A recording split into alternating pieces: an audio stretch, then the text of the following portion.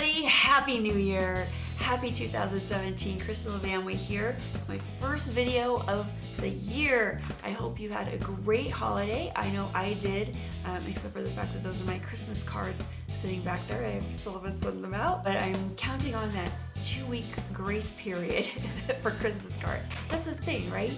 For my first video of the year, I wanted to talk a little bit about where we are, where it looks like we're going, and in order to really appreciate where we are, I want to take a quick look back at where we came from. Starting with home prices, right now our median home price is $225,000, which is about a 3% per year annual appreciation rate compared to the $152 median home price we had back in 2003, back in the last vestiges of a normal market. The peak 2005 median home price was $259,000. We still haven't reached it. So overall, home prices are approaching where they would have been had all that craziness not happened. Now, mortgage rates have been in the news big time lately. Why? Well, because they're skyrocketing.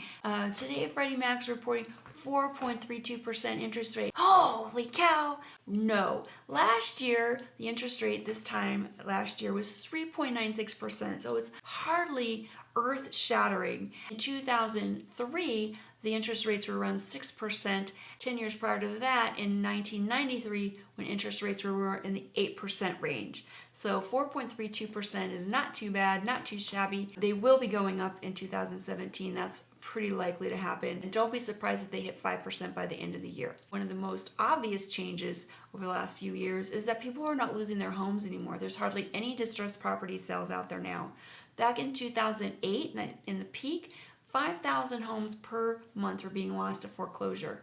This last month, we lost about 250 homes. So there's a huge improvement. People have equity in their homes now. It's great. It's really a good time. Supply is a little bit lower, about 3.4% lower than last year.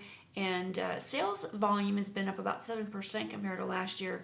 So overall, very healthy. And it kind of implies that we're probably going to see a little gentle price appreciation throughout 2017. Yeah. Well, there's one little thing that I thought I might mention though. According to many economists, we are overdue for a little recession, okay? We are about 7.5 years into a period of growth from the Great Recession. That is the fourth longest period of growth in the history of the United States. Typically, we have a recession every 5 years or so, a little reset after a period of growth. It's pretty normal for a capitalistic economy to have those. We're not talking about a horrible, devastating recession. We're talking about a little gentle one, probably more like cutting down on the lattes at Starbucks, or maybe switching over to Keurig at home.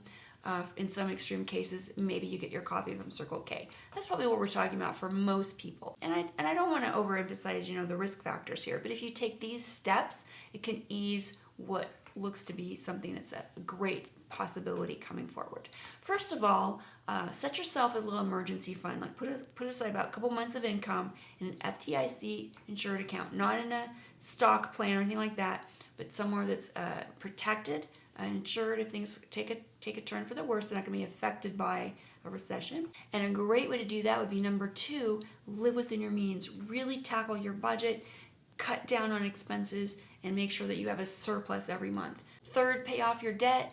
Make sure you're not having big credit card balances. Don't go to the title loan companies, all that kind of stuff. If money is tight, then find a way to cut the expenses rather than going into debt.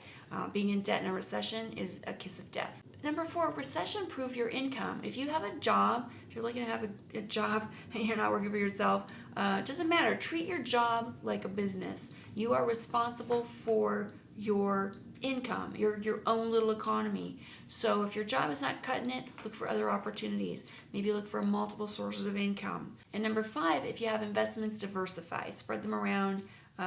Stay away from the high-risk stuff. Let the people who are willing to live in their cars if things don't work out, let them take those chances. There's a lot of solid investments out there that if there is a downturn and they do take a hit, they're more than likely to recover. So think long-term. Don't dip into the piggy bank if things get tough. But there's a lot there, mostly good stuff, just that one little thing to kind of keep in mind. But really, when you think about it, if you lose it all in this country, what that typically means is that you get your coffee from the homeless shelter, okay? Which sucks, but not as much as watching the Starbucks got blown up by a drone or being dragged out into the street and shot because you think pumpkin spice lattes are a religious experience. If you have any questions or comments, well, you know where to find me. Kristin here at Phoenix.com, that's where. Go out there and make it a fantastic, fabulous, successful, awesome 2017.